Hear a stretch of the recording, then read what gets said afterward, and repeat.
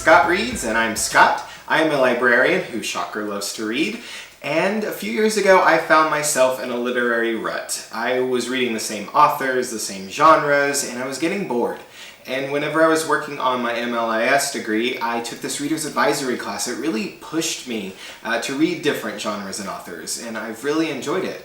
In 2018, I challenged myself to do that so I wouldn't get stuck in that boring rut again, and I've continued it into 2019. And that's what this blog is about. I want to talk about books that I've enjoyed recently and share them with you. So the first book that I'd like to talk about is Bone Music by Christopher Rice. I love Christopher Rice. He is a fantastic author. He's not on this list because he pushes me out of my comfort zone, because I have enjoyed him for many years, but because he pushes himself out of his own comfort zone. He writes in different genres, and I feel like he has succeeded so well. This book is about Charlotte. She is given a drug that gives her superhuman strength. She has been through hell and back over the years, and she still finds the strength to be a strong, admirable character. She, even without the superhuman strength, she's able to find her courage to tackle her foes and really take on the people that are trying to bring her down, which I just applaud so much.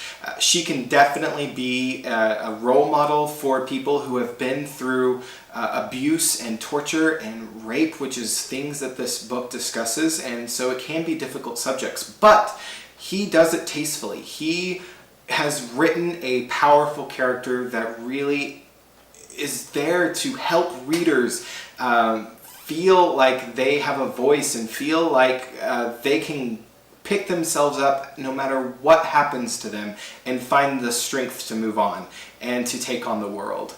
The second book that I'm going to talk about is Boy Erased by Gerard Conley.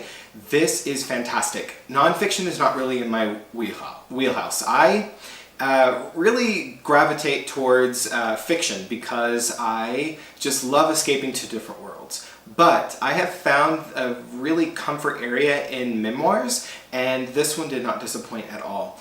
Gerard Conley was a teen who found himself feeling completely different than his peers and from his family, his dad was a preacher and his family was very religious, and he was even religious, and he just didn't know how to be gay in his religion, and he went off to college and found himself kind of accepting himself, but then he made a friend and they became very close, and then this friend took advantage of him and even outed him to his parents, and that just created this downward spiral, this flood of emotions for his family. His parents forced him into conversion therapy, and he went through it because he wanted to be one with his faith again. He wanted to not disappoint his parents, but he found himself digging himself deeper and deeper into depression, and it became so overpowering that he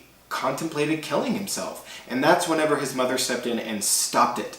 And I am just loving Gerard Conley for putting this book out there, because there are so many people out in the world who don't feel accepted for who they are, whether they're straight, gay, trans, it doesn't matter. They feel like they are different than their peers, and they're told that being different is wrong. And that's something that I really commend him for doing. He has given people a voice, and he has told a story of something so horrific that exists in our modern world, and I really appreciate him for doing this. It's really fantastic, and I really think that you should check it out, and I really think that you should check out the movie as well with Nicole Kidman. It was very good. Let's talk about More Happy Than Not by Adam Silvera. Silvera is amazing. I just love his work. The first book I ever read by him was They Both Die at the End, which was just mind-blowing. And HBO just picked it up for a TV series, which I'm very excited for.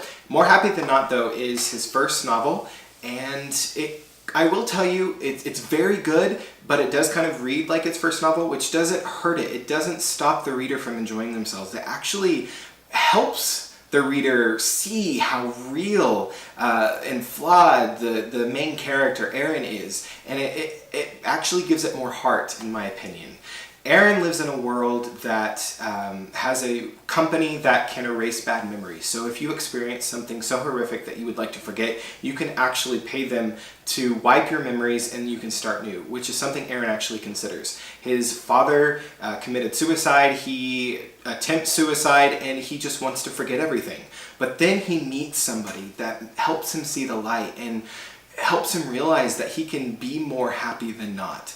And whenever he comes to the realization that they can't be any more than friends, you see him start this downward spiral again, but it's so authentic and real and raw that you really just feel this connection with the character. And it's something that Silvera is very great at. He has this ability to really pull the reader in and create these characters that are so relatable. And so that's why this book is on this list. It really pushed me. I love Silvera, but it pushes you to experience real situations that sometimes can make you feel uncomfortable. Let's talk next about Call Me By Your Name by Andre Aciman. This book is absolutely beautiful. I loved it so much. I'm not big into love stories or romance or anything like romantic genre very much, but this book was just amazing. It has two characters that create this bond and this love for one another, but from the very beginning you know that it's doomed. You know that they aren't going to work out because they are just too different, and they just focus so much on the outside world that they feel like they can't be one with one another. But it was just absolutely mind-blowing. I was actually listening to this book one day and I was walking, and I was just so enthralled that I got a call from my family and they said, "Are you dead?" Because I had been walking for hours. I had walked 4 miles and I didn't even realize it. That's how good this book was. I just couldn't put it down. It was fantastic. I do highly recommend, and I do highly recommend that you watch the movie as well. Let's talk about We Are the Ants by Sean David Hutchinson. Sean David Hutchinson is absolutely brilliant, and I loved this book. I will say that a few years ago, I would not have picked this book up, and I'm so happy that I did because it introduced me to Henry, who is just this kid who is going through such a rough time. He has experienced so much heartache, and he is on the brink of suicide. And whenever he is abducted by aliens, he is given the choice to either save Earth. If he presses a button, then he will save the Earth from blowing up. If he doesn't, then the human race will be destroyed.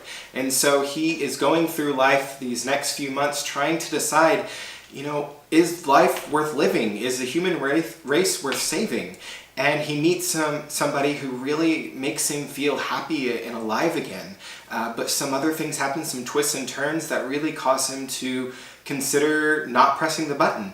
And so there was this scene whenever I just couldn't put this book down, so I was listening to it and I was reading it, and I was actually doing the dishes one day, and I got to this heartbreaking scene and tears were coming down my face, and my family looked at me like I was insane because they obviously couldn't hear what was going on. And so I really find this book so emotional, yet so real and realistic, and just a book that everyone should read, especially if you've gone through horrible times or depression and anxiety and you understand where characters come from.